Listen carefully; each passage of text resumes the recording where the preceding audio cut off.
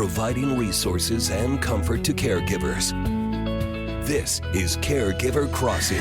Good morning, everyone. We're having a hoot of a time this morning here in the studio. Telling you what, I'm not having a good experience, all of you. I just want you to know I'm Terry, by the way. I'm the one that's not having a good experience. You are listening to Caregiver Crossing. Thank you for being here. That is Terry Stacy. I am Candace Hadaball, and we're joined by... I'm Tina McIntosh. Tina McIntosh. If this is your first time joining us, Caregiver Crossing is a show brought to you by Joyce House, presented in partnership with Cardon and Associates. We're here each week to discuss all things caregiving. Terry has attacked the jar of candy that's on the table, and she got an old Almond Joy. Okay, listen, first of all, I walk into the Joyce House studios today. I sit down, I'm ready, I've got my glasses on. You're in a good mood? Was fine. And then I was eating a Little Debbie, Nutter Butter. Nutter Butter. And Tina comes in and says, No, hold on. That's not how it happened. I sat down, we talked for a while. I realized my throat was starting to get a little thick. I put a cough drop in my mouth. I tried to like alter things inside of me. And then I did turn to Terry and said, Terry, I hate to do this, but I'm going to have to either ask you to I really did. She wanted it out of the room. Well, I'd like to live, but of course. And I said, I'm going to have to ask you either to eat that or leave or throw it away. I did not say leave.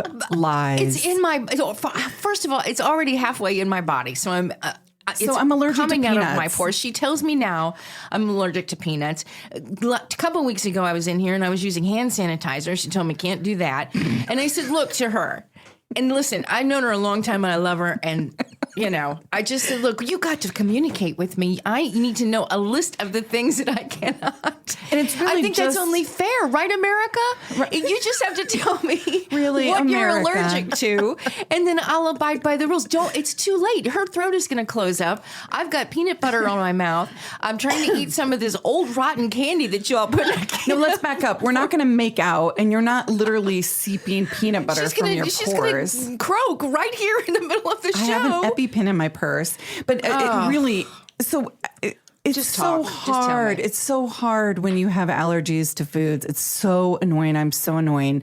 Like smells get me. Peanuts, it's really just the smell. If you were just, I don't know, eating something I couldn't smell, that'd be fine. But that smells good like peanut butter. Right. You can hear it in my throat right now. It just doesn't like it. I've known her for 100 years. 100. And she's never mentioned the peanut butter allergy.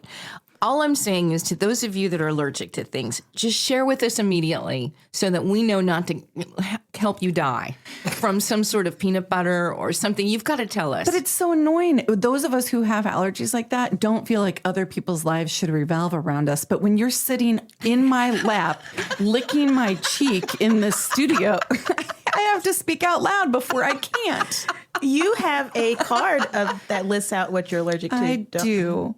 So can we talk about an experience I had recently that has nothing to do with caregiving? So Let's do it. Welcome to Caregiver Crossing. Oh, that's right. Hi, this is a show built for caregivers and those of us who one day will be. We'll get to it. This has nothing to do with caregiving. Stay with me.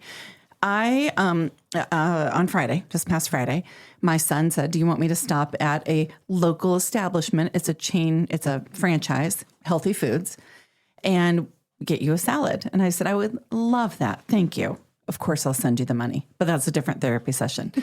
So I order this wonderful salad and I say to him, make sure no peanuts, no ginger. Those are my two. No peanuts, no ginger. Write that down. You get your I knew card. about the ginger. And he comes home and says, I asked 3 or 4 times and I was assured no peanuts, no ginger. So I sit down, I dip my fork into the salad dressing and I taste it and I'm like, that is delicious, which tells me it has ginger in it because I love ginger, but I don't react well to it. That's why I carry the EpiPen. And oh man. Then long story made short, so that I put that aside. I can live without salad dressing. So I take one bite of the salad. Delicious. I'm like, son of a gun. Peanuts in it. So I look up copycat recipes of this particular dish at this particular establishment. And both of those things had ginger in them. Oh, that was so smart to do to look it up like that, though. I wouldn't have thought. So no. So I reach out to their corporate again, and I end up texting with the person. He was lovely. Let me refund you, and I'm going to put this into our risk management department. Risk management reaches out, and I wasn't complaining. Mine was more of, you should just know this happened. Fortunately, I'm fine. But what about somebody who ate the whole thing and had, serious reaction? They offered to cover any medical bills. I didn't have them. So, but I really appreciated how they responded. Me too. I mean, it was, I'm sorry, we've lost your trust. We'd like to send you a gift card. And I said, I would accept it. I'm really nervous to come back. I mean, there are certain places I just can't go eat because there's ginger in a rub on a meat. Yeah. And unfortunately, sometimes it's trial and error. But man, that's got to be so hard. It's good that you carry the EpiPen because I know, Mom, people that are allergic to certain things and don't carry them. So that's really responsible of you, Tina. Way to go. Candace's mom. But you know what no one's ever done is locked me in a small room called a studio and just breathed nutter butter all over me. No one's ever done that. Until Here's what's today. so funny. I was like, does it have peanut butter in it? It's called Nutter Butter. Isn't it? Oh, it's Nutty Buddy. Is it a Nutty Buddy? I thought it was Nutter Butter. I think it's Nutter Butter. Nutter Butter. Isn't that a cookie? No, you're our Nutty Buddy. But I never, it didn't even dawn on me. When she said it's got peanut butter, I smell peanut butter. I was thinking, well, this didn't have peanut butter in it. This is just chocolate and That's waffle. hilarious. Well, there is an so Almond sorry. Joy over there that Candace set out. It's from 1983. Yeah. If you'd like to take a bite of that. I thought I would put something else in my mouth so it would cover up the butter, the peanut butter. Anyway, I'm some sorry. stuff in there. I really am sorry. That's terrible. No, listen, I'm going to take this cough drop out of my mouth. If anyone would like to contribute to our studio candy dish, No ginger, no peanuts, please. there you go. Again, before I bite into something here, just tell me that this is something old you found in your desk. But That's it. I'm just saying, communicate with me, people. That thing looks like that's not old. good. I can see it. It looks like cat poo. It does. In the litter. It really does. And I'm so apt to put anything in my mouth. You heard it here, folks. Thank goodness I'm only allergic to penicillin. I am too. Are you? Twins. Imagine that. We really are. So, but I will say, for those of you listening, thinking, how does this pertain to my life? I'm not really sure. Other than what Terry said to me was, you got to tell me these needs and the things I can and can't do. And I said, it's just not that easy because I walk around feeling bad. I learned a lesson today. But I walk around feeling bad that I have to tell people what they can and can't bring into my space, I don't think you word it that way. I just say, hey, you know what? Just be aware that these are some of my allergic reactions. Oh, I annoy myself. That way, that's nice. I'll make the list. You just tell me. Do I need a big sheet of paper? It's a big sheet, but I don't want to play that game.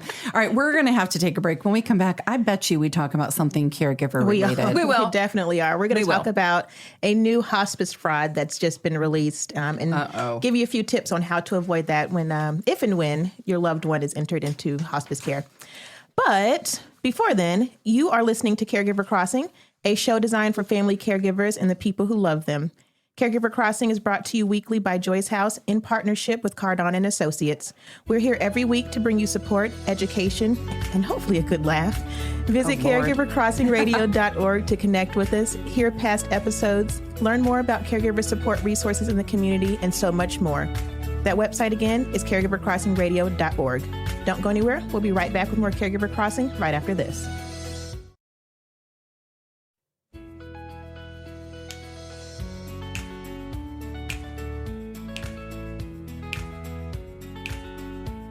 Terry would be saying, welcome back to Caregiver Crossing. Thanks for listening. I was snapping. I was snapping my fingers. I'm Candace. That's Terry. And Tina's here too. Thank you, Candace. Oh, you're welcome. I got you. Okay.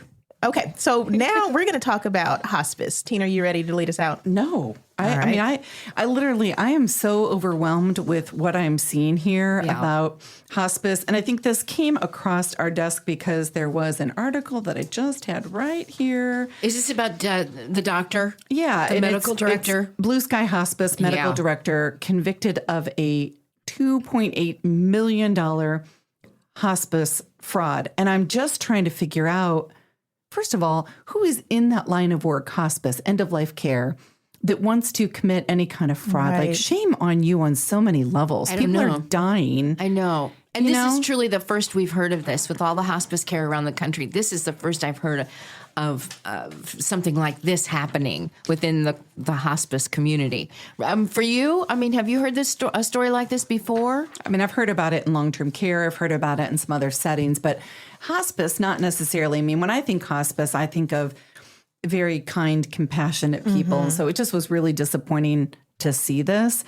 There's not a lot of information, and this comes from hospicenews.com, and there's not a lot of information except that this is a hospice medical director, and he is charged with care fraud at $2.8 million. It was a scheme, as they call it. And then there is some information, Candace, that you had provided to us that I was looking at. And there are so many ways, there are so many things you have to qualify to get into hospice, right? Yeah. So I think it's 2 doctors, right, have to say that you are terminally ill, that you have less than 6 months to live. And I'm just trying to think, where does the fraud come into play? I think they were actually admitting people to hospice who were not terminally ill. Sounds like fraudulently certified Medicare patients of this particular place, Blue Sky, saying they were having terminal illnesses that the patients did not have. So that Blue Sky Hospice could bill Medicare for hospice services. So legally, shame on them. Right. But you guys, the heart, like, they were telling people they were terminally ill when they weren't. They weren't. And I think it's terrible. Maybe the loophole in there is that there are people who, they'll say graduate from hospice, meaning they'll come back and say, hey, this is not 6 months left for you. You probably have a year or 2. And we've seen it dozens of times. Yes, yes. Do you know the average stay at a hospice home? On hospice care? I thought it was much shorter I thought it was maybe like 4 weeks. It's 2. 2 weeks. Really? 2 weeks. Average somebody is in hospice before they pass away. That's incredible to me. I mean, incredible. What do you mean incredible? Fast. Like, I think fast. we need to find a way. We need to find a way as an institution, if you will, that people know that they are in hospice much sooner than 2 weeks left to live. I don't know, and I could be really wrong about this, but I'm put myself in the position of my family and doctors and saying it's time for hospice care. And when you hear the word hospice, I know from my dad, the word hospice was terrifying because that was such a signal for him. And we kept thinking, well, if we put him in hospice care, in a place that he'll go downhill much quicker. But that was my brain thinking, because I wanted to keep him at home and comfortable as long as we could, with hospice coming in and out, and that's what they did. So let me clarify this. When we talk about hospice, there are 2 different things. Exactly. One is the actual 4 walls where somebody can go to a hospice home. Okay. The other is hospice care that will either come into those 4 walls or they will come into your home. So we'll hear home hospice or hospice at a facility. Yes. Yeah. Okay. Now I understand what you're saying. So for your dad, and I know it, it's very new for you with his loss. The hospice service came into your home. Came into our home, but we never called it. He never heard the word hospice. They were nurses coming to see him. Hey, whatever works for you, right? Yeah, and for your family. You're right. There's not a right or a wrong on this. Yeah. Candace, what's your thought on all this with this hospice fraud? Well, I mean, I naturally think it's very shameful, but, especially I think more so for the individual, as you pointed out, telling me that I have 6 months or less to live and then finding out that it's fake. I think that's so shameful, and it's hard for the families to have to deal with that as Terry has said, but to know it's not real is even worse. So let's talk about some of the common signs of hospice fraud and abuse. So some of the common signs. One is you were enrolled in hospice without you or your family's permission. I can tell you, as someone who enrolled my father into hospice last year, there is a whole process you have to go through. So if somebody's just enrolled and nobody around them knows, we know that's a problem, right? What else is on that list? You find someone who is falsely certifying or failing to obtain physician certification on plans of care. Like Tina said, there's a checklist and physicians have to sign off on it. And if someone's falsifying, then that's a red flag. Also on this list are things like you can see your Medicare summary notice of explanation of benefits. Stay with me here. Your Medicare summary notice or explanation of benefits that you were billed at a higher level of care than was needed or provided for services either you had or that weren't received. Who really pores over their explanation of benefits? I don't. No. Like right now, I'm thinking they come in the mail, I open them, I throw them away, and I never think of them again. Should I be reading them? You probably should. Yeah, you probably should. We all probably should. We don't all read anything anymore. Leases. We don't things. I just sign. Nope. You just sign. I don't feel very smart right now. We're trusting. This is an interesting when we're talking about common signs of hospice fraud and abuse. You were offered gifts or cash to receive hospice services. That would be a red flag immediately. What in the world? Like what? You get a free shaved beef at Arby's when you sign up for hospice? Right. That's what I'm saying. Or to get those services, to refer your friends and family. Stop it. Or to encourage you to elect hospice despite not being terminally ill. Those are all red flags. That's pretty easy. Yeah. I'm just saying, if this seems like an easy one for you to detect, there's a problem. Yeah, that's bad. Anything else on that list, Candace, worth mentioning? One that sticks out for me is you're living in an assisted living facility or nursing home, and you're being targeted for hospice service, even though your life expectancy exceeds 6 months. I feel like the nurses are there to kind of be a safeguard for things like this and be an advocate for you. Okay, here's what I'm going to say. I'm going to boil this down, and I'm going to say, if you feel like any kind of service is being offered to you and there's something in you that perks up, question it. And if you don't feel like you are the right one to decipher what's good and what's bad, bring somebody in your family, bring somebody else in. I just think, we were talking during a break about our culture and how we apologize for everything. Right. I also think we're afraid to question. We don't want to offend somebody. We don't want to upset somebody. We just take things at face value. And I don't know. I think there's a lot to be said for our intuition. So question things. That's okay. Yeah, you have the right to do that. And if you question things, talk to your provider. And if your provider's not giving you the comfort or the answers that you need, then change providers. That's always your right. And you can absolutely do that at any time. Right. Yeah. And then you can file a complaint too. So, if you think that you're being sold on something that's not true, or you have an issue with something within the state health department, and then there's this beneficiary and family-centered care, which we've had on the show before. By the way, it's been a long time. Beneficiary and family-centered care, you can reach out to them as well, but your state Department of Health.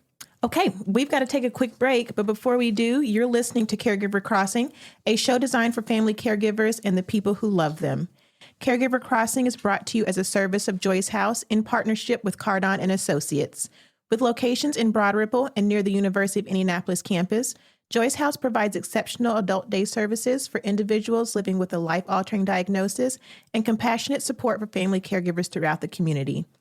At Joyce House, we believe that everyone deserves to live their best life regardless of their abilities. Learn more about our adult day and caregiver support services by calling us at 317-254-0828 or by visiting joycehouse.org today. That web address again is joycehouse.org. Stick around. We'll be right back with more Caregiver Crossing right after this.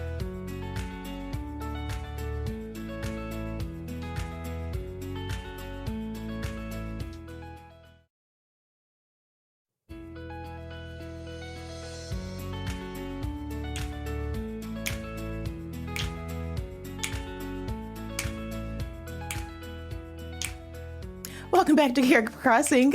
Sorry, I forgot I was bringing us in.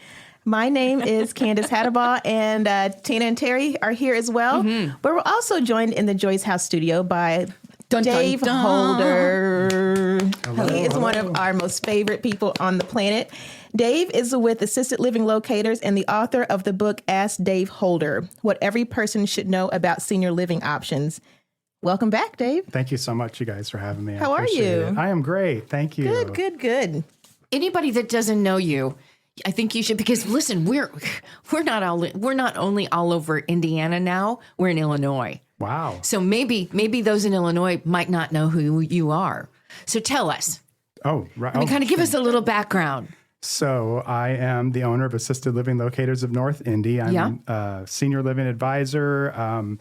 I am very passionate about this. What led me through this was what we experienced with my father-in-law, and that lack of not knowing and not asking the right questions and not being proactive led me to want to make that never happen for anybody else. So I started the company just almost 6 years ago now, and I'm here to be a resource for families making that transition to senior living, independent, assisted, or memory care, help them step by step. We're so glad you're in this space. I mean, and, there are a lot of people that come in and out of this aging healthcare, if you will. Sure. They're not all to be trusted. I mean, that's really sad, but it's true. We just talked about, before the break, we just talked about some fraud in hospice care right now. Heartbreaking. Dave, you're one of those people that without a doubt, I will send anybody your way to say, hey, if you're looking for guidance and connections and care in this area, let's get you connected with Dave Holder. I really appreciate that. Yeah, I'm 54 and I was the kid growing up, like, please don't ask me what I want to be when I grow up, because I have no idea. And I've always taken this approach that I want to help people, but that isn't always the case when you're in corporate America or something like that. And so to find this and to have this fill my heart, and I'm just excited to go to work every day and just love what I do finally at 54. When you think about when is it time to put mom or dad or grandma or grandpa in assisted living, or just a change, taking them out of the home they've been in for 50 years. You come from a big family. You've got some that say they're still able to live independently in our home. We're good. You got the other family that says no. It's how do you go through all of that to where you can finally make that decision that yes, it is time. So you want to be proactive about it. Have that conversation sooner than later. No senior really is excited about this. So I've helped hundreds of families. I think I've had 2 that were fired up about making this transition. They don't want to go. I think there's the feeling of, if I make this decision, then I'll see the end of the runway. So they're very hesitant to do that. And I think even the kids are too, because that's going to be recognized in your own mortality. Mm-hmm. So you want to have that conversation as soon as possible. And really, I use this analogy, and I don't know if I've said this before, but like in my former life, it was a family-run business, and I had to wear a business shirt, and I took great pride starching my shirts on Sundays and making sure I was pressed and very professional. Aww. And took a lot of, pride in that. Mm-hmm. But then it dawned on me, wait, for $2 a shirt and $3 a pair of pants, I could get my Sundays back, and I could go to breakfast with my wife, or I can do other things. I think thinking of senior living that same way, just because you might need help with this, or you don't need to be cleaning out your gutters and you need to live a maintenance-free life, that doesn't mean that you're old. That doesn't mean that you can't do those things, but why not take those things off your plate and kind of have that attitude about it? Because they're there to keep you independent longer. And so I think kind of getting that mindset, planting those seeds sooner than later will make all the difference in the world, because it is not an easy conversation. You're hearing the voice of Dave Holder. And Dave, I have seen so many people who dread going into, like you said, nobody gets really fired up about it, dread going into assisted living or even into long-term care facilities. And then you give them about a month. Yeah. And what do you see difference after they've been situated for a minute? Yeah, I see that so much. So I love telling this story, and I won't say her name, but she lived up in a 55 or older community up in the north side of Indianapolis. Was it Terry Stacy? Shoot. Yes, no. It was. Let's call her Terry.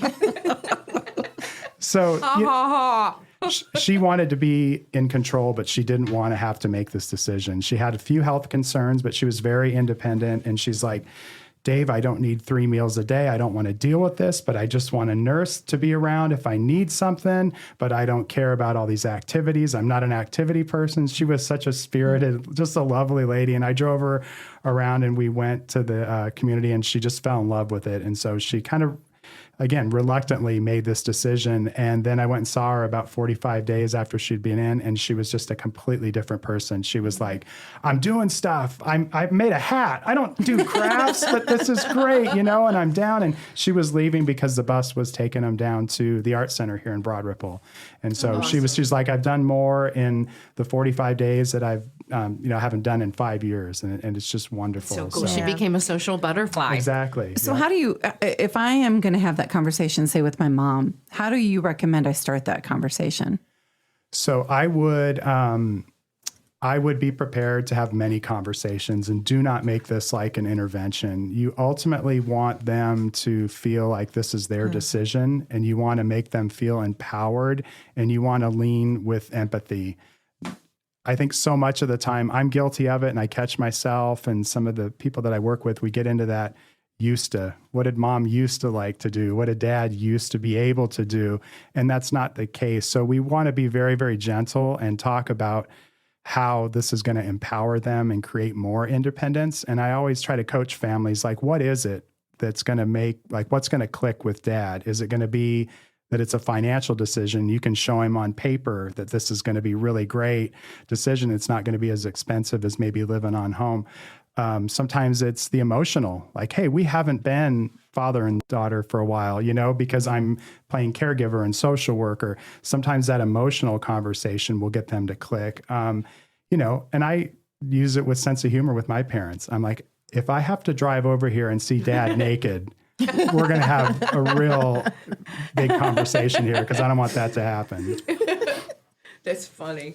That's very funny. And so you come in and you work with these families, and I would imagine people are hesitant sometimes because they're like, you're just trying to get a buck from me. How much does it cost to hire you for this help? 100% no cost. So how many dollars? $0 to have you as a navigator, a concierge, a friend, somebody they can trust to come in. And the name of your business again? Assisted Living Locators, North Indy. And named the best man in the whole world by us at Caregiver Crossing. I know we're going to have to take a break just a minute, but you're going to stick around with us, right? Absolutely. Okay.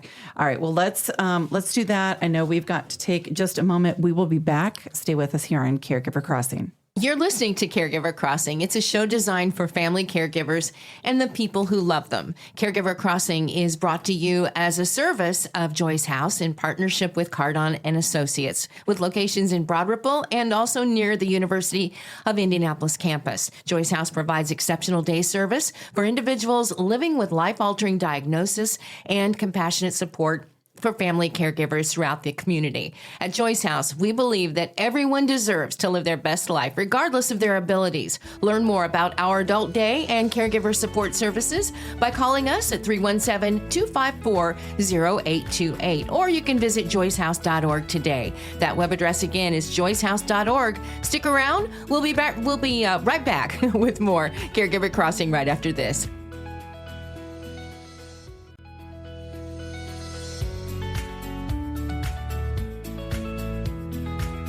We're back on Caregiver Crossing. We've got just a few more minutes here at the end of the show, but we are going to continue our conversation with Dave Holder. Dave is the owner and operator of Assisted Living Locators, one of our favorite humans. And we were talking about ways to start a conversation. I loved your advice, by the way, about you don't just have one conversation about it's time to move into assisted living or some other kind of care. It's over time. It made me think saying, Mom, have you ever thought about moving out of this house? And her saying, no. And then the next week being able to go back and say, I know last week we talked about you moving out of this house. If you did, where is it you think you'd want to go? What would be important to you? And I think one of the things we hear a lot from folks is it's important, one, that they have the safety, yes. Less work, yes. That they also have community and things to do. We all know, and I think, Candace, I'm looking at you because we have really learned here at Joy's House that if you lose your purpose in life, you're done. Yeah. I mean, it's a very quick downhill from there, right? And so for these folks that you've worked with over the years, what are the things that are bringing them purpose? I think it's that sense of community. They lose that, and especially with the pandemic, I've seen that so much. I'm so surprised by how many families say, Mom doesn't have any hobbies, or she used to do this, but she doesn't do this anymore. She just watches Netflix and Fox News, and that's Same it. girl, Yeah. Netflix, on the Netflix. So I think having that sense of purpose and just that socialization that can go on, and there's that positive peer pressure that will go on, like, come on down for this activity, or come have a meal with me, or hey, we're going on the bus, we're going to go to Newfields, or we're going to go to Walmart, come down, and just having that interaction. We all know that when we sit down with people and break bread, we're going to eat more, all of that is it's so positive. When we say assisted living, for the first time person that's listening to us, and assisted living means what? So assisted living means that they are designed, it's all residential living. That's the first thing. Everybody always immediately thinks nursing home. And right. These are not clinical environments. These are, for the most part, month-to-month leases, their own apartment with their own furnishings and that. But they have nursing teams available to provide support around ADLs, bathing, dressing, toileting, medication management. You can have as little help as you need, or you can go up to 24/7 type care that can go there. But they're there to provide that support to keep you independent. So if you just need medication management, and that's you all got it. That's all they're going. That's all you're going to get. It's not people. But you can always add as things progress in your life. If the needs that may change, it can change as you live in assisted living. 100%. Yep. And There are some of these facilities I would love to move into now. Me too. Oh yeah. I mean, I've said it. I think Candace, you and I have joked. It's like a college dorm for aging adults, and Yeah. I'm in. Yeah. I mean, I think that sounds great, right? To be able to walk out and go be with your friends and have a meal, but be able to go back to your room right away. And Yeah, I mean, and to have that emergency help if you need it in a heartbeat, in a second, they're there. yes, there's so much great about them, and I think for whatever reason in our society, aging gets a bad rap.